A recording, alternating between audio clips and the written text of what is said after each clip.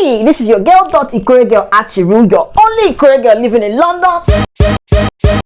You can argue with yourself.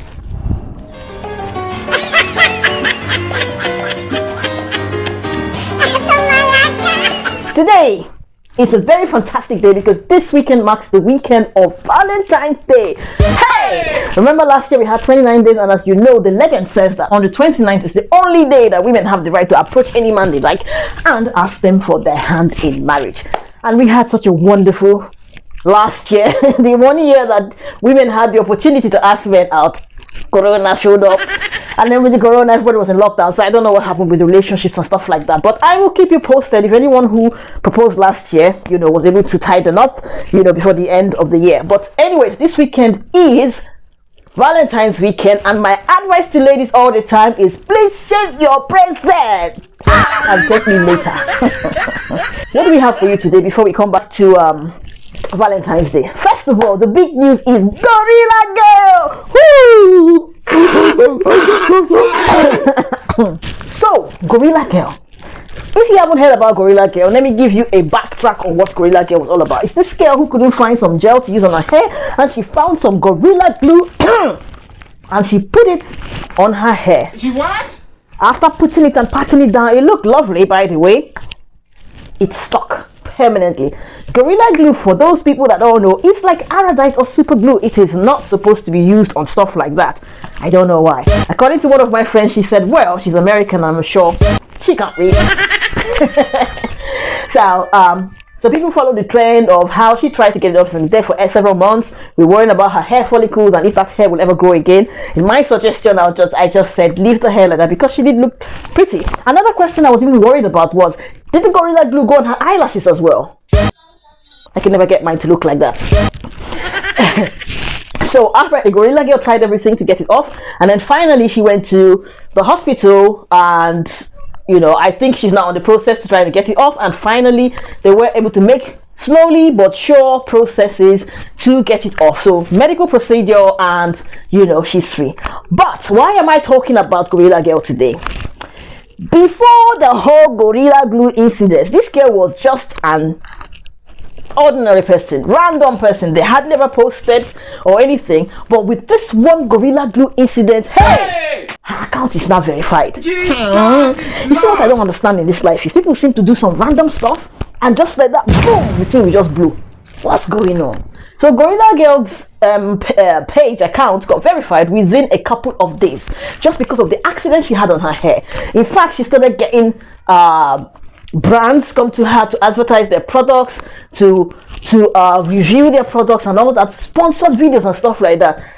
Are you serious? What am I doing here then? Should I go and put some Gorilla Glue on my hair? If I put Gorilla Glue on my hair, are you guys going to make it go viral? Because anyways, that's what we see. The other thing I talked about the other month and I was like in tears was the fact that Stingy Men's Association of Nigeria, SWAN, Stingy Men's Association, whatever it is.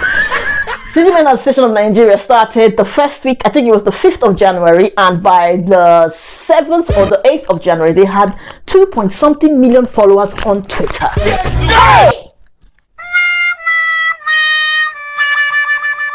No, I'm just watching you guys watching me.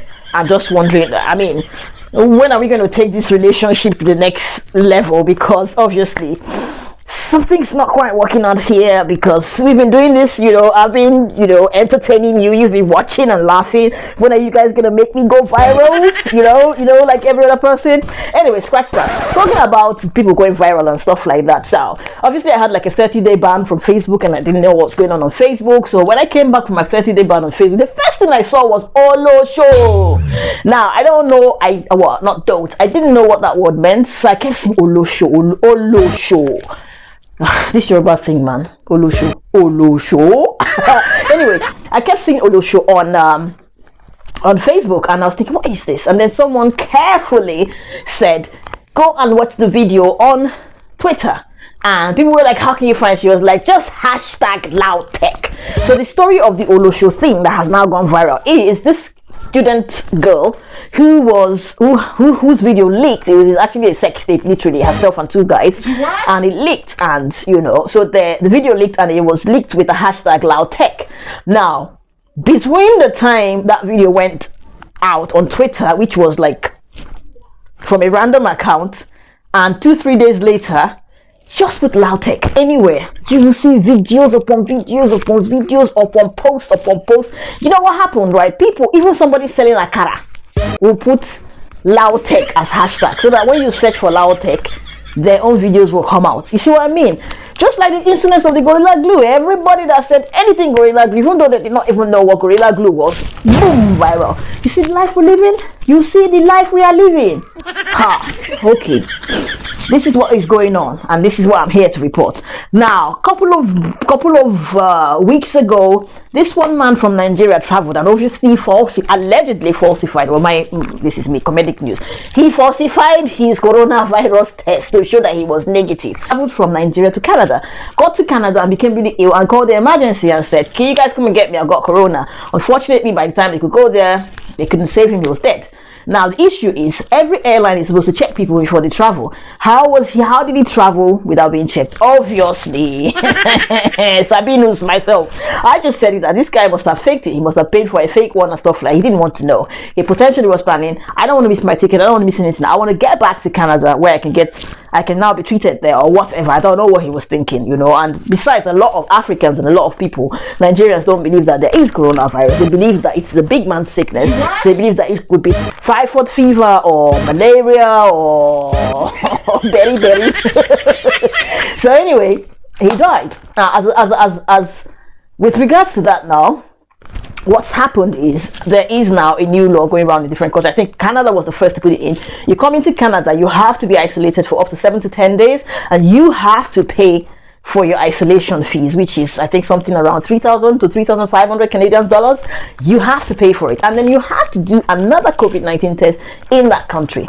Thank you, Nigerians. See what you've done. Now, England has also published theirs as well. You're coming to England from any of the red zone countries, you'll have to isolate at the airport. So you're not entering the country, you just go straight to isolation. Their isolation costs £1,750. Hey! Now, you have to pay for that, as well as the fact that you have to be tested.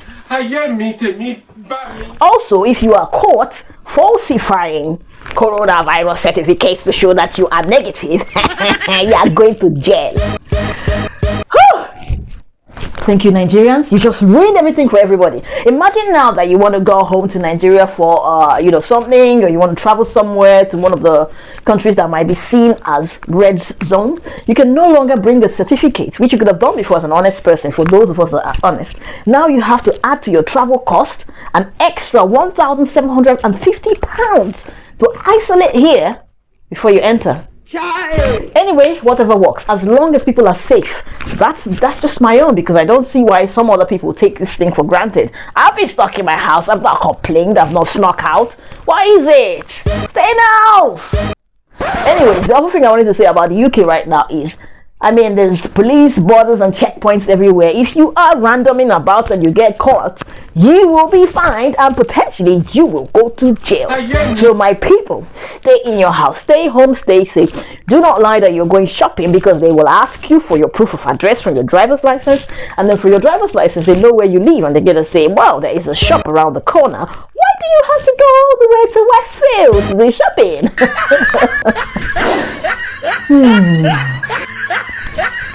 You would think that after 12 months of the same process of wash your hands, 2 meters distancing, stay home, stay safe, don't run them about if you don't need to, cover your nose, you would think that people would have the routine. Even kids, even birds know how to social distance, know how to stay safe. Human beings, ha! As long as you say A, they will say B. If you say stay indoors, outside. If you say everybody go outside, no one's going to come outside, they'll stay inside. You understand? The whole opposite thing, yeah? Opposite attract. Anyways, back to serious news.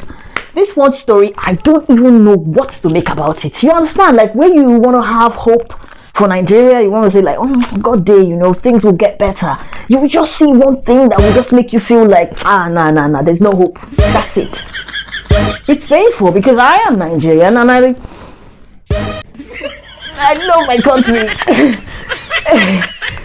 I said it. Anyway, seriously, so there's this one story I saw where police had busted this joint, and they recovered at least, well, I said recovered, they found at least over 100 ladies, some of them as young as their 20s. What were they doing? This cartel of people, they had kidnapped these people. However, I don't know how they got them, but over 100 of them. They get that they have sex with them. They sell the sex tapes to the darknet. They also they get them pregnant. They sell the babies. But the most important thing that I saw there, which was just like, they milk them. So literally, these ladies get pregnant for the sake of these men want to milk them so that they can sell the milk. Jesus is Lord.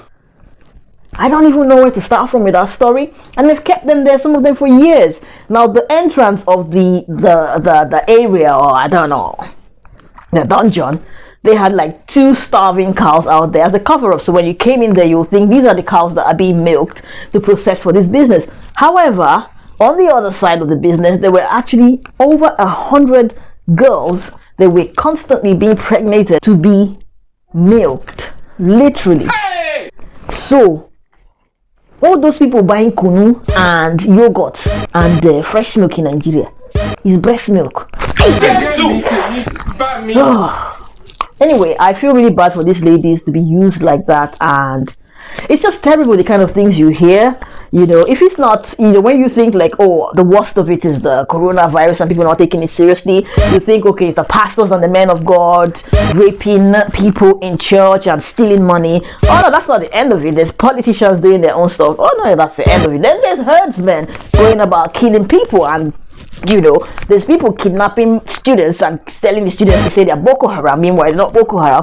It doesn't end, and then you think, okay, well, we've had all of it. And then there's this business right now, and they were hiding under the guise of Bitcoin, which is why we now have a new logo for Bitcoin now. You know the problem I have with Nigerians? We joke too much. We literally play too much. Everything is a joke. But what can I say? As long as we're joking amongst ourselves, it's not a problem. But if you try as a non-Nigerian, especially Ghana, to make this kind of jokes, we will vex you. But yeah, you know, so Bitcoin now, as a result, has been, I don't know, I think they've stopped the Bitcoin trading in Nigeria, which is going to affect a whole lot of things, you know. But inside my head, you know what I'm thinking? Because I got like this third eye sense and this conspiracy side of me. I was thinking, you know, it's a sad story about over 100 people caught. But I'm thinking, Chibok girls, we've not found Chibok girls, but the police they just, you know, found over 100 people doing this shady deal, and the end of that gist is no more Bitcoin. You see what I'm saying? Is it possible that all of this was staged so that they will just stop the Bitcoin market? I said it. I said exactly what you are thinking. So I'm just a messenger, don't shoot me. So, well, these and many more are the issues in Nigeria, as they say.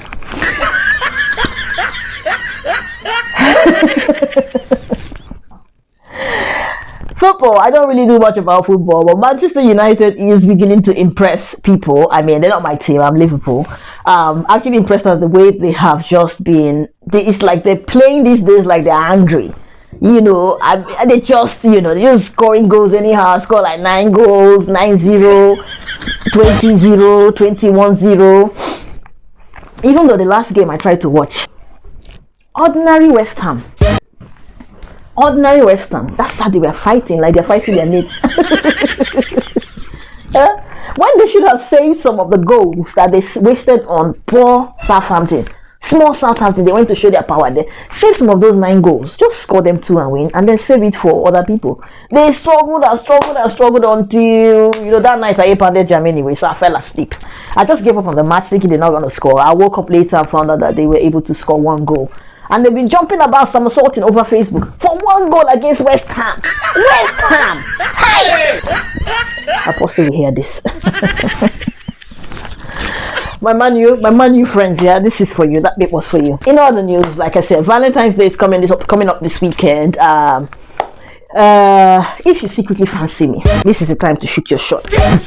Apostle, we have. Anyways, I'm quite excited because I'm shooting this video ahead of Friday, and I'm quite excited because it's February. We're at the middle of February, and I can't complain. God has been faithful and has blessed all of us, and we're doing well. We got health. You know, some people have not made it this far, but we have. So it's something to be thankful about. I'm also quite thankful because my little girl turned 5 years old, and you know, for me, 5 is a big one. Every year is a big one, but this one I was just like really pleased with her.